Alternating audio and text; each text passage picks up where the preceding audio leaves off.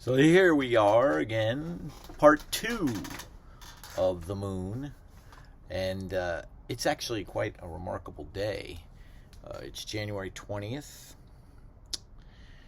2021, and we have a new president, President Biden, and today is the first quarter of the lunar cycle that started about a week ago. So that's always auspicious. And we should have a full moon next week on the 28th. And of course, the moon has been influencing people in many ways over the centuries, and by its direct and indirect influence. Here is a more indirect influence. Here's a beautiful tomb that you can see at the Metropolitan Museum of Art, carved out of marble, and it's the Greek and Roman goddess Selene visiting the sleeping Endymion, who she was in love with, and she would visit him at night, and all we can really say is that they had many children. Selene had many children. Now, I'm not quite sure that Endymion was aware of what was going on, because I think her visits coincided with, again, his sleeping. The fascination with the moon led us to go to the moon with the Apollo program, and I want to just spend a few moments of this particular video just reviewing that history, because it's now for you ancient history. It's sort of for you like what World War I almost was for me. So it's far in the back, in the past. And so here we see a mock-up, a little illustration of the lunar module in which two astronauts would crawl into which, leaving the command module with its rocket and one astronaut behind. The lunar module would land on the moon, and the command module would circle the moon while the other two astronauts did their exploration. The entire operation was started with a gigantic rocket called the Saturn V rocket, with a huge, tremendous amount of power that lifted this massive operation into outer space.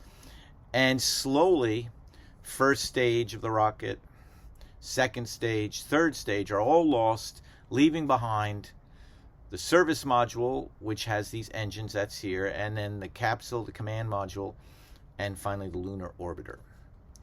Again, from the side here, you can see the profile. Not a lot of room for these three guys. It takes about 3 days to get to the moon. You spend a day or two on the moon and then come back. So it's close quarters, cramped for the trip out. Going out, they have these two spaces actually that they can use going out. Coming back, they get rid of the lunar orbiter. And of course, the lunar orbiter lands on these feet, but then it's got a small rocket which lifts just this top section off the surface of the moon with the two astronauts and whatever they've collected. These are the sites. I think in my last video I didn't mention Apollo 17. So it was 11, 12, 13, which you may have seen the film, never made it. They had a hydrogen fuel cell explode, and fortunately for them, they were able to fix their internal environment, the internal environment of the capsules, to enough to get them back. And so again, 11, 12, 14, 15, 16, and 17. And here would be a photograph of Buzz Aldrin, coming down the lunar module while Neil Armstrong has already stepped on the moon in 1969 and gets a picture of his comrade. And then here would be later, after I think Apollo, perhaps Apollo 14 was the first one, but certainly 15, 16, and 17 have the lunar rover, which was sent up as well. Let's take a little look at a video that will help. Well, it's entertaining and gives you an idea of what it took to get there and back. Get rid of this. And of course, we can always have You're looking at one of the most incredible moments in human history. That's Neil Armstrong and Buzz Aldrin walking on the moon.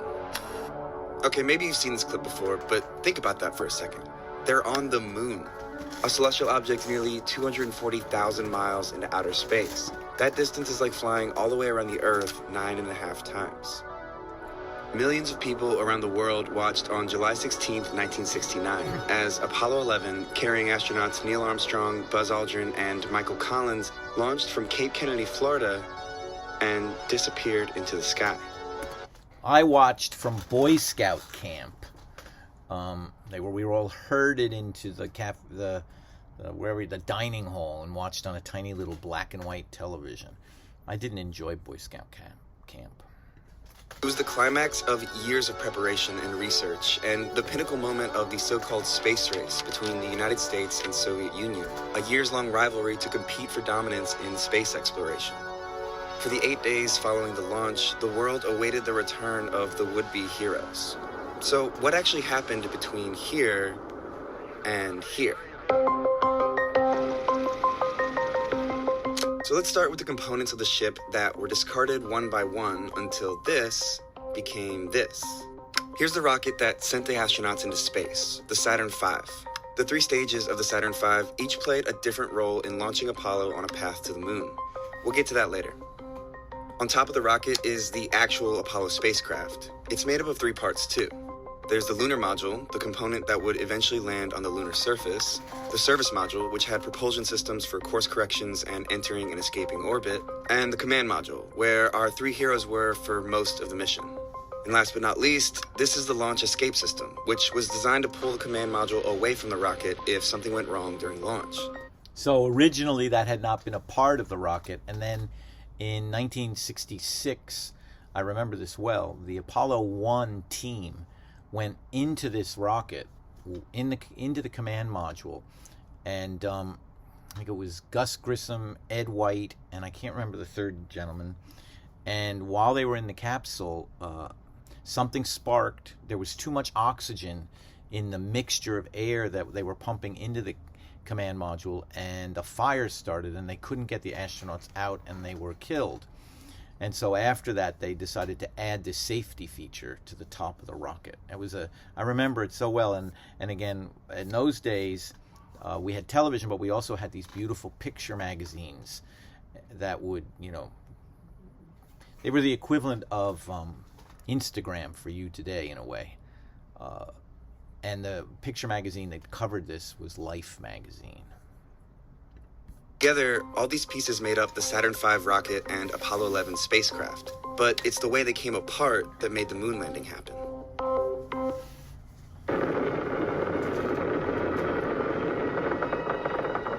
The Saturn V's first stage launched Apollo, carrying the spacecraft 42 miles above the Earth and reaching a speed of about 6,000 miles per hour.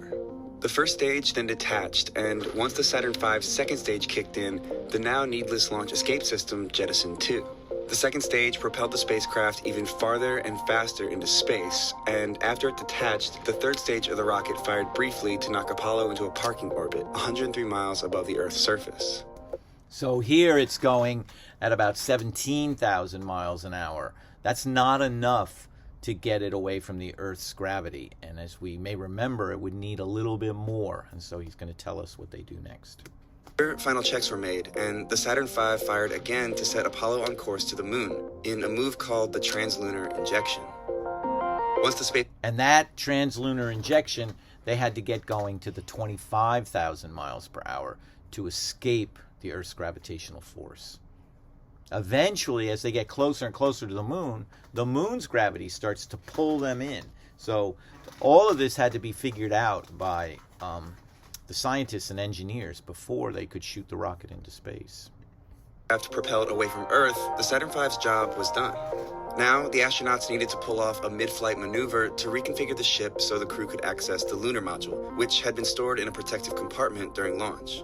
To do this, the command service module detached and flipped 180 degrees, docking with the lunar module and extracting it. In the process, they ditched the third, now useless stage of the Saturn rocket. This whole high-stakes launch process only took about 3.5 hours, and this, the completed Apollo spacecraft, was the end result. And this is the part that I find quite remarkable, that they were able to figure out how to pull this lunar module out of that storage unit and attach the two, right? So that there's nobody in here. So it's these guys figuring out how to make sure that they get attached to this successfully. Then, something that I didn't know until I watched a film on this last year, they didn't just fly straight to the moon. This little video doesn't share this. They had to keep rotating this this rocket that they're in, this spaceship, because they needed to control the temperature of the ship. And if they just let it go in the same position all the way to the moon, the sun would be too hot. So they kept rotating it slowly on their way to the moon, which I also find amazing. So for the next 3 days, Apollo coasted through space until it finally reached its target and was pulled into orbit by the moon's gravity. This is where the crew split up. Armstrong and Aldrin transferred to the lunar module, named Eagle, and slowly descended toward the surface, while Collins continued to circle the moon in the command module, called Columbia. Now, here comes another tricky part, landing on the moon. To make this historic moment happen, Eagle turned and used its engine to slow its momentum and ultimately touch down on the lunar surface. The Eagle has landed.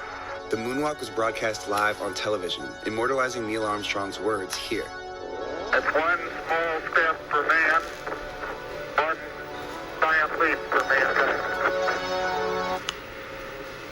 I think that was Neil's quote. I didn't understand. No, one small step for man, but I didn't get the second phrase. After about 21 and a half hours on the moon, Eagle performed the first launch from a celestial body that wasn't Earth, leaving its landing gear behind and timing its ascent with Columbia's path in lunar orbit to rejoin the spacecraft. now you might say to yourself, why do you need such a huge rocket to get off the Earth and such a small rocket to get off the moon? And I bet you can figure out why. Once Armstrong and Aldrin transferred back into the command module, the lunar module was no longer needed. Just like before, Apollo needed to break out of orbit. This maneuver was called the trans-Earth injection and began the 2.5-day journey home.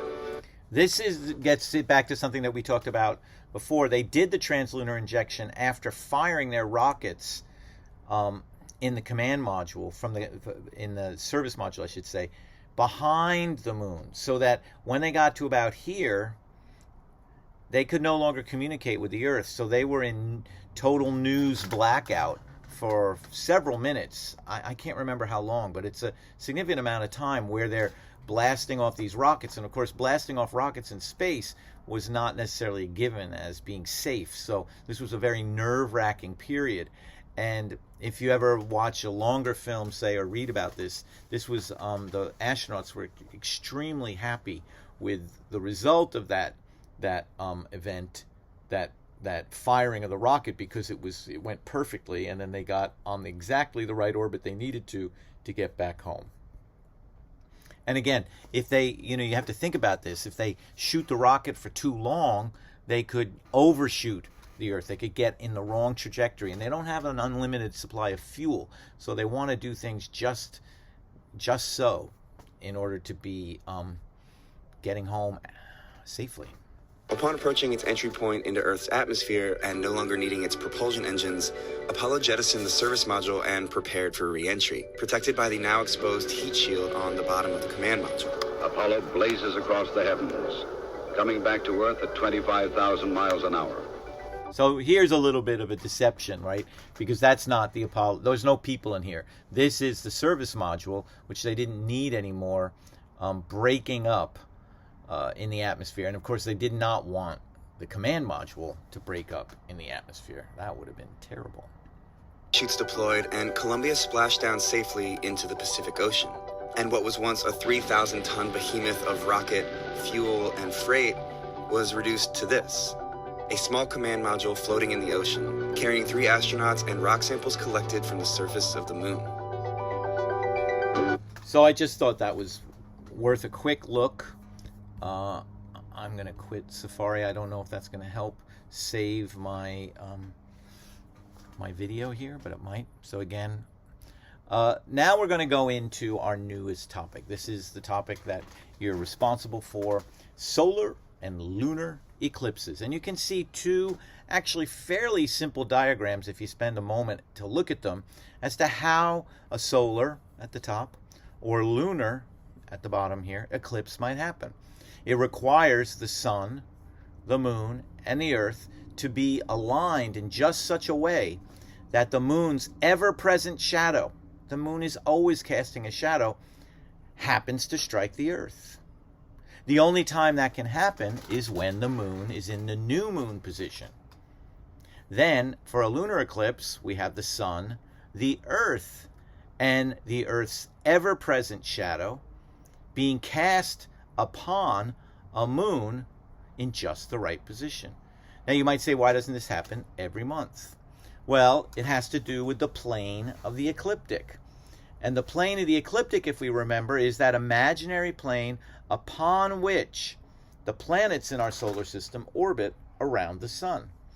Beginning with Mercury, then Venus, then us on Earth, our asteroid belt, Mars here, then our asteroid belt, then Jupiter, Saturn, Neptune, Uranus, and Neptune. And that plane of the ecliptic is common to the planets, but not to every other object. You can see here a comet zooming into our view, perhaps, in a very eccentric parabolic orbit. And our moon, which orbits around us, orbits off the plane of the ecliptic. The moon does not orbit on the plane of the ecliptic. Instead, every lunar cycle, the moon crosses this plane twice. And if the moon crosses the ecliptic during a new or full moon, there can be an eclipse. You now may see a connection between the word or the concept of the plane of the ecliptic and what we call a solar or lunar eclipse. When the moon lands or crosses the plane of the ecliptic during a new or full moon, only in those two phases, we can have an eclipse. When the moon is on the plane of the ecliptic, it's in its orbit, and it is in its new or full phase, there can be an eclipse of either the sun or the moon. Okay, so we just said that. We say it again just to connect it with this diagram. And here we see the plane of the ecliptic in red, and we see the moon's orbit reaching a maximum distance above that plane of 5 degrees. And in every single lunar cycle, the moon goes up 5 degrees above the plane of the ecliptic, comes down, crosses the plane, and then lands 5 degrees below. Back up, crossing the plane, the next lunar cycle, to 5 degrees above, and then back down. And if the moon happens to cross at this point, the plane of the ecliptic, and it's a new moon or a full moon, there can be an eclipse. So here we could see a diagram that I'll describe here. The Earth and the moon are always casting shadows in space. This is something you have to always remember. The same way that the sun is always shining on one side and it's always dark on the other, we're always casting the Earth a large shadow into space and the moon a relatively smaller, 4 times smaller shadow than the Earth. And if the Earth passes into the moon's shadow, voila, we get a solar eclipse. So here we have the moon off the plane of the ecliptic. It's a new moon for us looking out at it, but its shadow is passing over the Earth, on either side of the Earth, away from the Earth, not landing on it, because the moon is not on the plane of the ecliptic.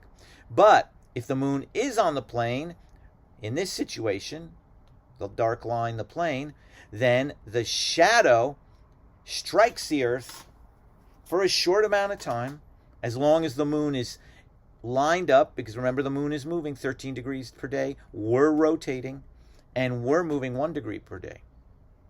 Now, in another month, we could have, just like in this situation on the right side, we could have a full moon off the plane of the ecliptic. The Earth's shadow, even though it's quite big, doesn't catch the moon. The moon is outside of the shadow. No lunar eclipse. No lunar eclipse. But here we have the full moon on the plane of the ecliptic, and we get a lunar eclipse. So New moon solar eclipse on the plane ecliptic. Full moon lunar eclipse when the moon is on the plane ecliptic. And again, it's this tilt. And they call these the point where the moon's orbit crosses the plane ecliptic. They call that the lunar node. So, moon on the plane, solar or lunar eclipse possible. Moon must be in the new or full phase. And here again would be the sun hitting the moon on the plane ecliptic. And here's the shadow. Now, there's two parts to the shadow. The shadow always has what's called a penumbra, which is a slightly diminished light. You don't necessarily notice the penumbra in a lunar eclipse. In a solar eclipse, you definitely do. And then the umbral shadow, which is the darkest part, and that's the most exciting part for a solar eclipse, the umbral shadow. When the moon is new and on the plane of the ecliptic, its shadow will fall on the earth and cause a solar eclipse. There are three types. Total, the moon completely covers the sun. Annular, the moon is at apogee, just the same way the Earth has a perihelion and an aphelion. Well, it's equivalent to an apogee or a perigee. Furthest away, closest. The moon has an elliptical orbit too. Sometimes it's closer to the Earth, sometimes it's further. In every lunar cycle, if the moon happens to be in the new moon phase at apogee, its apparent diameter isn't quite as big, so it doesn't completely cover the sun. That's your annular eclipse. A partial solar eclipse would be where just a part of the moon covers the Earth. Let's take a quick look at this little video just to give you a sense of how this works. Watch quickly. Now, this is a solar eclipse that was filmed. I'm maybe in Australia. I can't remember. Let's just take. It's very fast, this video. So here you saw the moon pass in between the sun. This is the umbral shadow, is the darkest bit. And now we're going to go slower. So moon now fully eclipsing. We're in the umbral shadow, and then the shadow passes. You don't get complete darkness, and you can see where it would be fully, or the sun would appear to be out off in the distance. And then they do a wide angle view, just to give you a better sense of the scale. The full eclipse that you can experience with the sun is about, usually I think about 90 miles wide. And then this lens, which is cute, but I don't, well, there you get a much darker experience. So I'm going to stop that and quit here and move on. So here's your total eclipse with solar prominences, corona and flares. The corona, prominences, and flare. Here's a flare, and these white bits, I believe, here are the prominences. And this is myself, my wife, and my daughter Sadie at the 2017 total solar eclipse that we were able to see in Oregon. An amazing experience, I have to say. Nothing like nothing I had ever seen before. I can't recommend it enough. It is an experience that everybody should try to have. The temperature drops during the eclipse. The sky dims, and then when it's at totality, it's just amazing. I only had about 1 minute and 10 seconds of totality. The maximum totality that you can ever have is about 7 minutes, and which is hard. You have to be in the right spot on Earth. It's a special eclipse.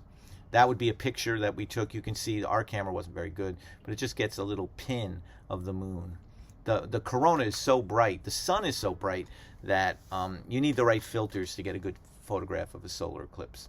Here's your annular eclipse. Again, the moon at apogee, further away, apparent diameter smaller, so the whole sun is not covered. Eventually, this will be how all solar eclipses will look, because slowly, 3 centimeters a year approximately, the moon is moving away from the Earth. And so eventually, there won't be a total solar eclipse as I experienced it, or as you might. So, but you don't need to worry about that, and I don't know anybody in your family that does either, because it's several million years before that moon gets far enough away. Here's the difference again between the moon at perigee with an average distance of 359,861 kilometers from us, and here at perigee 405, apogee I should say, 405,948 kilometers. And you can see the apparent diameter definitely changes. Partial solar eclipse, well, the moon just doesn't quite cover the whole thing. There are two parts of any eclipse. This is shadow, the umbra, complete shadow, no light. Penumbra, shadow with some scattered light. So here we have the sun, and we have a penumbral shadow. This is the outside, and then within the umbral shadow. The dark shadow versus a lighter shadow. This is a huge distortion of the scale. The moon's shadow is much smaller. It would be like a little pin drop here. Not quite, but not big at all. It might be about the size, actually, of this reflected sun. Let's take a quick look at this video. Just, it's kind of gives you a good sense of the solar eclipse. The guy's a little annoying, but...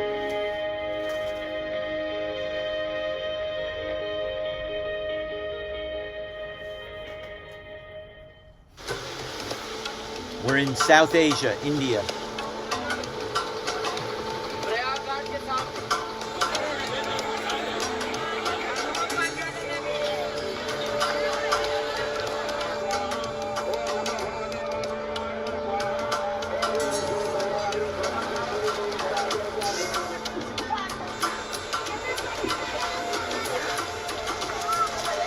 It's 5:28, so that's the time of first contact, and you can't see the disk of the sun at the moment.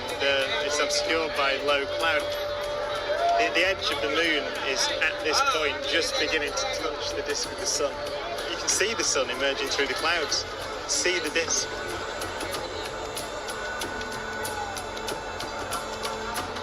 So here you can see... you can see the moon. Can you see the moon on the top?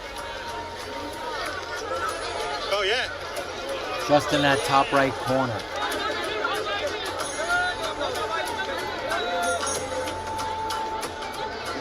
It just vanished. You can see the limb of the moon there. Absolutely fantastic. Yeah? See the sun? You can see the celestial mechanics, the clockwork of the solar system at work. The alignment is absolutely perfect. And you can see how the light is dimming. It's a very strange sensation. Everything looks so odd.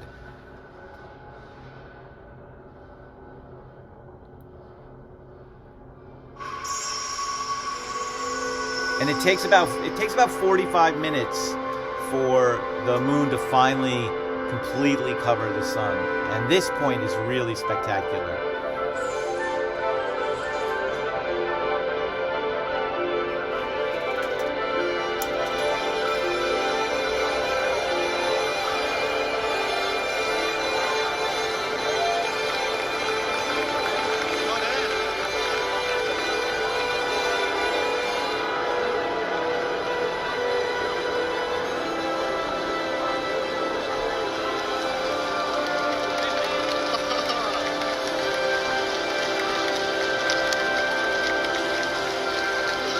So I think you get a nice sense of, it's so exciting. What very interesting, I have to say, that when I'm going to turn my light back on here. When I was in Oregon experiencing it, coming out of the eclipse didn't seem to interest people as much as going in. So again, our solar eclipse, a quick question. A total solar eclipse can only occur during what moon phase? Full, noon, quarter, or quarter. And the answer, of course, is when the moon is between the sun and the earth in the new moon phase. Total eclipses are rare events. Although they occur somewhere on Earth every 18 months on average, it is estimated that they recur at any given place only once every 360 to 410 years. So when you get the chance to see it, you got to go.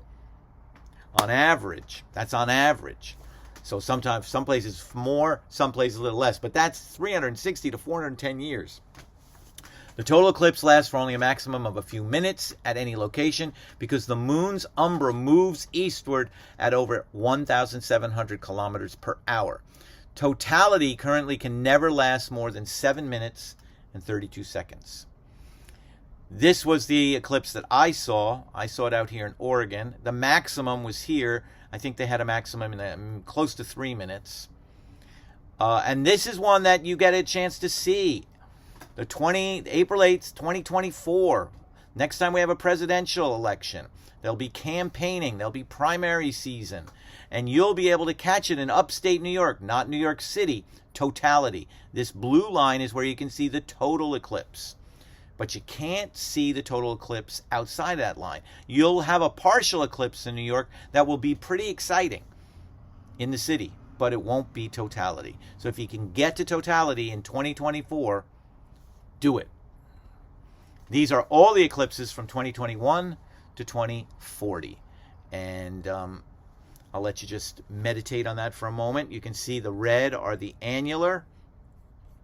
These, you see how unusual the shape of the eclipse is up near the poles because of the small latitudinal diameter of the Earth there, and they have this more consistent pattern near the equator. And again, this is the one that you could see. Here's a beautiful one that will be going through Spain. It looks like in 2027. And you get down to Australia. Look at Australia's got 1, 2, 3, 4. So very lucky Australia. And I think we'll stop there with this and come back to lunar eclipse.